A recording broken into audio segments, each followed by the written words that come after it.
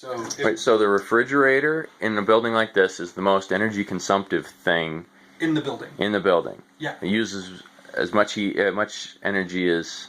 That's okay. So there is no heating and cooling cost. Right. Right. Right. There is no heating and cooling cost. Right. So the next most energy consumption is running the refrigerator. So instead of $40,000 worth of solar panels, you have this one little jobby out here. I have one 250-watt solar panel that does all the lights, does convenience plugs for cell phones and laptops. Well, you got to have this has got to be livable, please. Right, You got to have internet. Yeah. Yeah. So it runs your Wi-Fi hotspot and runs your refrigerator. And this is a fun table. Yeah. Well, I love these end walls. The whole building is bermed in to it's above ground, so it's not going to get damp inside, but it's got a berm against it all the way around the sides and the back, so that when the wind blows in the winter, it doesn't cool off the building, and so it actually stores the heat from the summer for the winter. And stores the cool from the winter. That's probably more of an issue here. Yeah, cooling. Technically, we have more heat days, like days where you would want to add heat to a building, than cool days.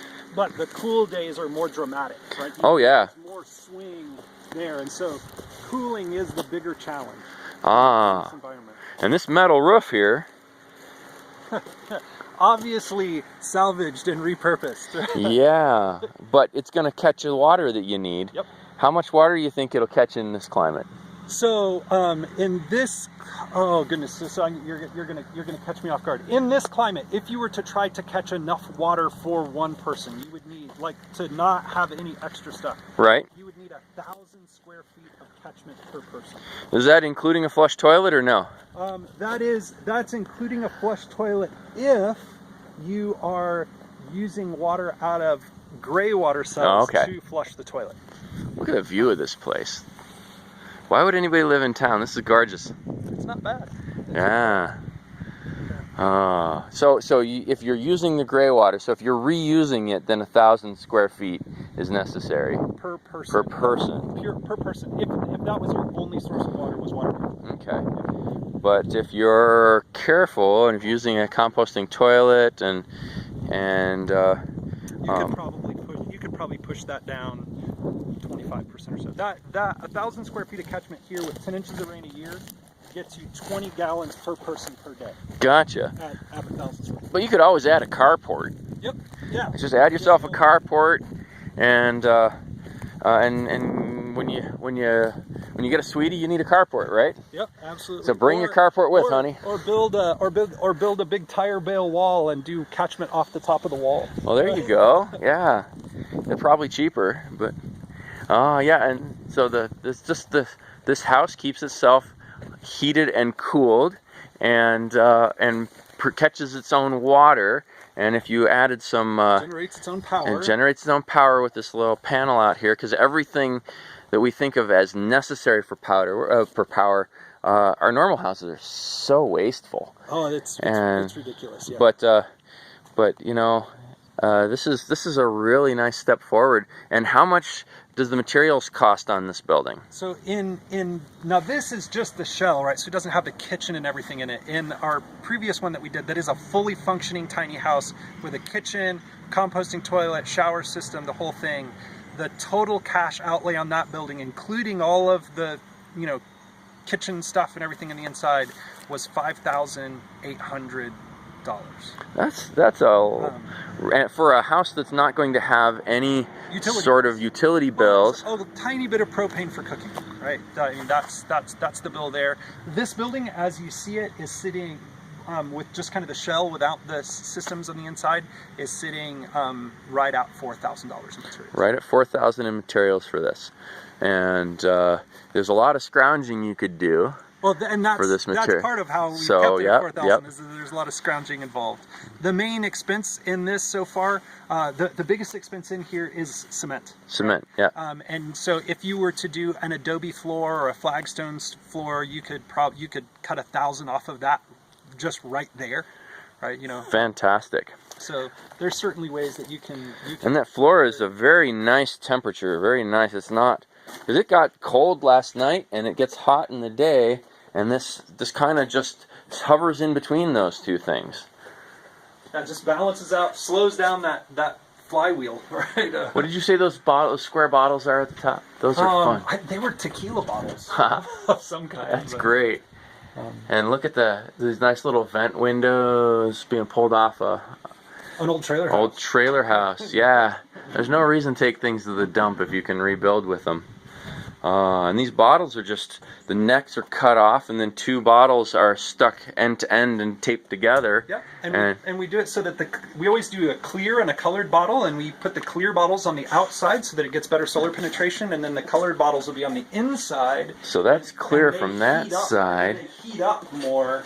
Look at that, though. Look at that pretty thing.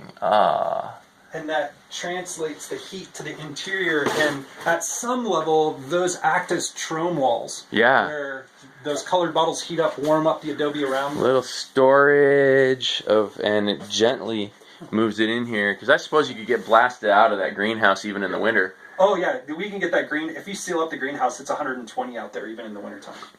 But that helps for when it's 20. Yeah. And there's just this double layer. And it gives you, you could come in here where it's not gonna freeze your butt off or blast you out, but it's like a battery. Yeah. And it's a thermal battery in here, and this is the charger out here. Yeah, that's exactly right. This is the prettiest charger I've ever been in. Oh. Well, Ted, thank you for sharing this with us. Your website is absolutely foxhole.org. Foxhole.org. Check out what they're doing. They're building an entire subdivision here out of homes that people can build themselves, starting with our vets, people kind of used and abused and not really kept an eye on when they get home, but they need some love, and this is a good start. But along the way with that, and then just kind of beat this drum, our community has been extraordinarily supportive. And so if people are familiar with Mike Reynolds' Sustainable Development Test Site Act that he got pushed through, if anybody's seen Garbage Warrior, we actually got a local version of that law passed. It's even more powerful than the state law.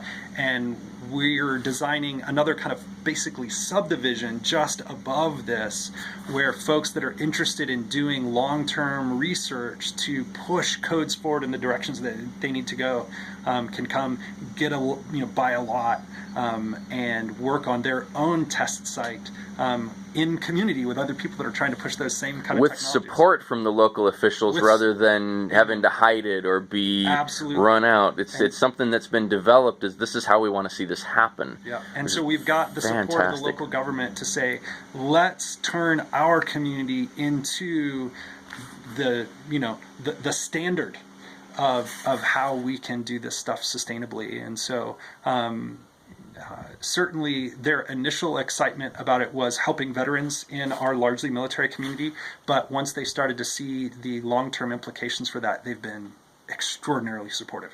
How wonderful is that? And that's here in Alamogordo, New Mexico. Such a beautiful place. Well, thanks, Ted. Thank you for letting us come and visit. And our joy. Yeah, and God bless.